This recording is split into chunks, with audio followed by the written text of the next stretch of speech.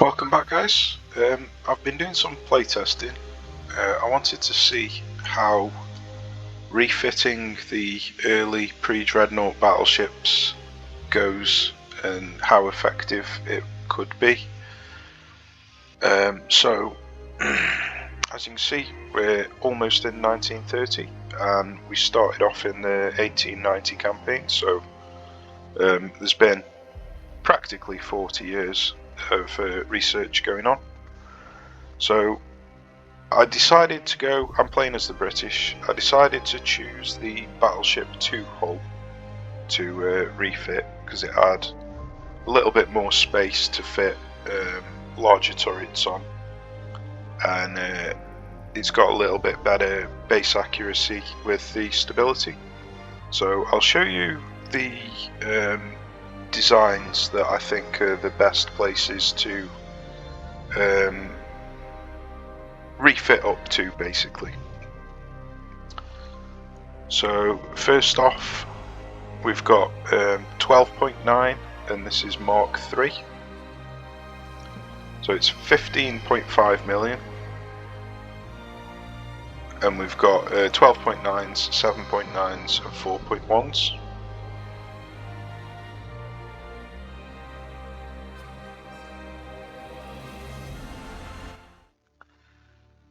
So as you can see, it's just the Battleship 2 hull. We've got, I think these are the second best towers at this point. I hadn't quite researched the best towers, but they only go up to level 5 on this Battleship 2 hull. You can't fit any bigger ones on. So we're staying at 16 knots for all of them because you can't get decent speed on the pre-Dreadnought hulls. So you'd only be using them as a defensive ship. You won't be doing any chasing down. At the moment we've only got Croup 1. Looks like we've got Dunite and Cordite, Semi and Nose with heavy shells, no auto reloader or no reloading. We've got Gen 3 radar though, because the main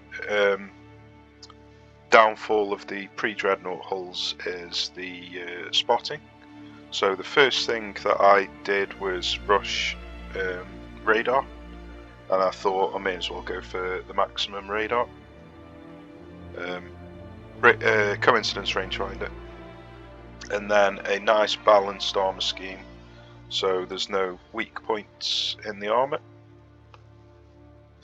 No armor on the secondaries because they don't get ammo debts. The secondaries, if they don't have a barbette number, then they don't get ammo debts, basically. And then 20% length on all of the guns. Okay, so that's the first one, and we got that by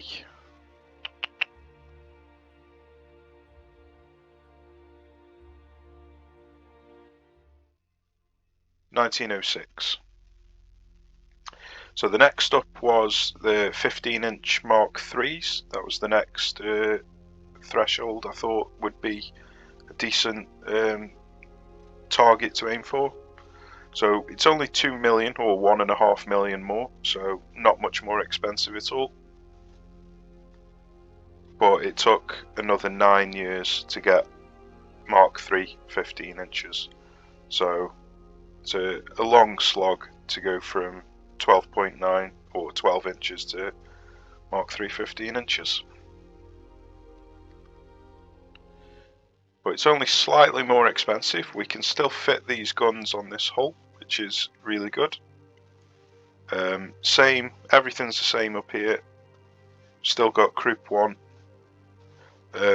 We've gone picric acid instead of, I can't remember what the other one was now. Oh, I can't remember, was it Dunite? Cordite. And then basically the same armor scheme. Maybe a little bit less armor because these weigh more. But obviously I've researched lighter hulls and stuff in the 9 years between the two. but it's only a tiny bit more expensive, and we've got much bigger guns.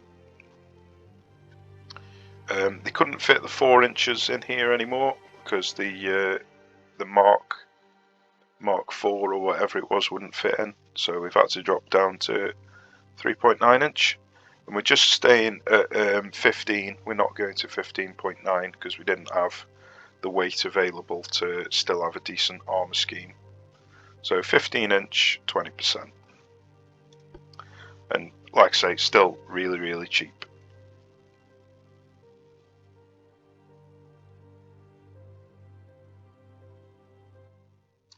So the next one was 1925, so another 10 years.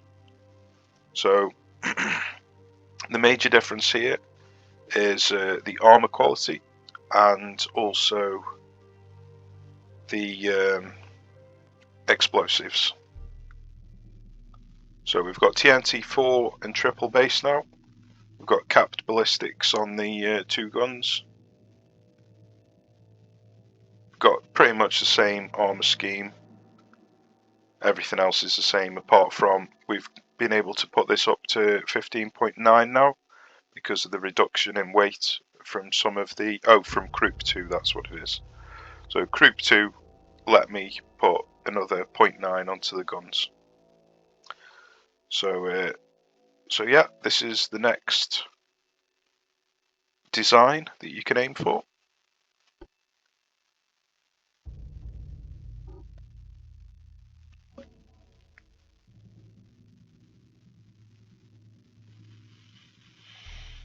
Next up is, as you can see, that's 7 million more, so that's a lot more expensive. Taking that Croup 2 instead of Croup 1, the extra explosives, and then obviously the extra weight on the guns from the weight saved from the armor. So it's a lot more expensive, almost 50% more. So it's a big step up. It's not particularly, I don't know whether it'd be worth the extra 50% cost. You might be better off just staying at 15 inch and with the lower armor quality. I don't know, but we're going to be testing it and finding out, hopefully. So the next thing is another 9 million, practically 8.5 million, so another 33% on top of the last one, and practically double this 1915 one. So if we have a look here, the major difference is the armor quality.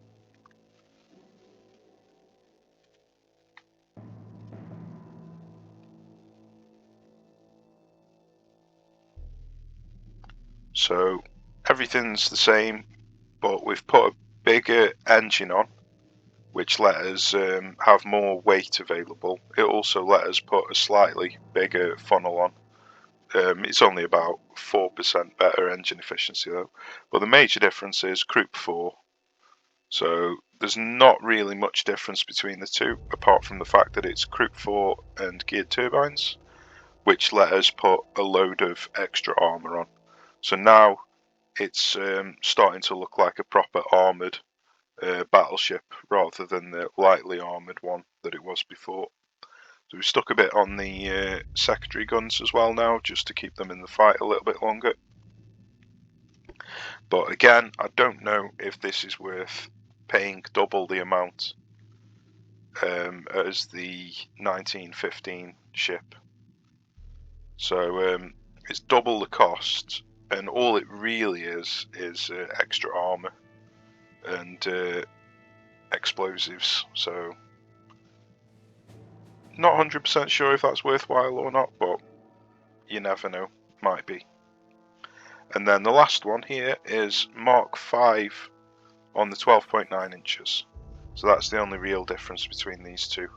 This one's got Mark 5, this one's got Mark 3 15 inches. Because these are lighter, it also meant that I had a lot more armour, or a lot more weight to spend on the armour. So now it's starting to look like a proper modern armoured battleship. I've also managed to get an auto reloader and some extra ammo. So yeah, that's the next difference. So you might notice that there was no Mark IV 12 inches for some reason. The Mark IV is bigger than the Mark III and the Mark V. So the Mark IV 12 inches wouldn't actually fit on this hull. So that's why there's no Mark IV design in amongst these for the 12 inches. So if you want to play 12 inches, then just going to 1906 is good, nice and cheap. And then the next jump to Mark 5 12 inches takes absolutely ages. Another 23 years until you get to Mark 5. And that was with prioritizing main guns as well. So I think the two best are going to be these two. And then the ones afterwards are going to probably struggle. For the time period, I mean. But what we're going to do is we're in 1930 practically. We're going to test out these ships, see how they get on. So at the moment, all of my ships are just the base 1906. Oh, 1912. That's weird. Lord Clyde. It says 1906 there. Why does that say 1912? That's very strange. I have no idea. Maybe I built them in 1912, so I might have designed them in 1906, but not actually built them until 1912. I think that's probably what it is. So yeah. Yeah. I reckon that is probably what it is. So yeah, we're just going to test out this 1906 design with the 12.9 inches and see how we get on. So obviously, they've got much better hulls than us now, but we'll have much better everything else probably. So they're going to have some pretty huge doom stacks around here. What's that, 140? Jesus. Okay, so they're going to have 200 odd ships, so it's going to be pretty damn tough to actually play that battle in terms of the frame rate. So I might be better off, although I'm really close to actually starting a war with them. Well, we can give it a go. What I might do is let me have a think. I might just do this video in multiple parts if this frame rate is terrible. So rather than just have it all in one video, I'll just end the recording if the frame rate's terrible and then pick up when I've got a smaller battle. That'll probably be what I do. So against 200 ships, I reckon we're probably going to need 60 battleships here. So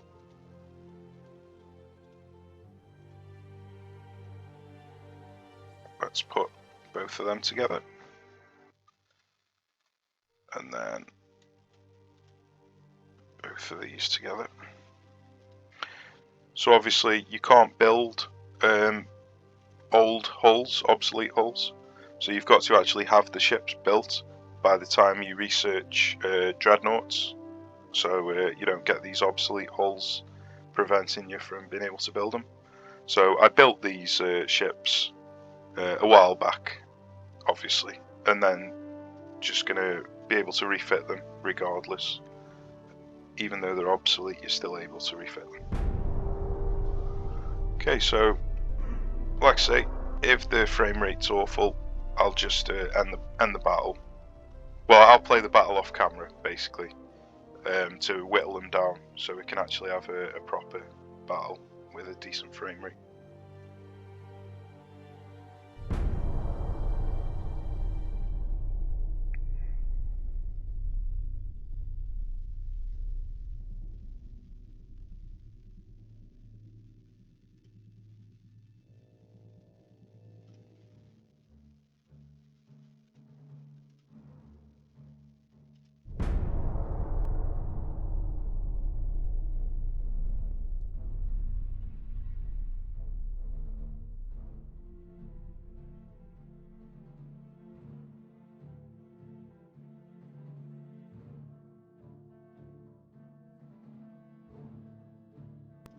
So I think actually I'm just going to end the recording here because this is going to take forever to load, and I'm 100% sure that the frame rate's going to be too bad to watch. So I'll play this first battle on my own off camera, and then I'll start the recording at the end of the battle, at the post-battle screen, just to show you the results, and then I'll actually play a battle against a smaller quantity of ships after this. So I'll see you in the next video.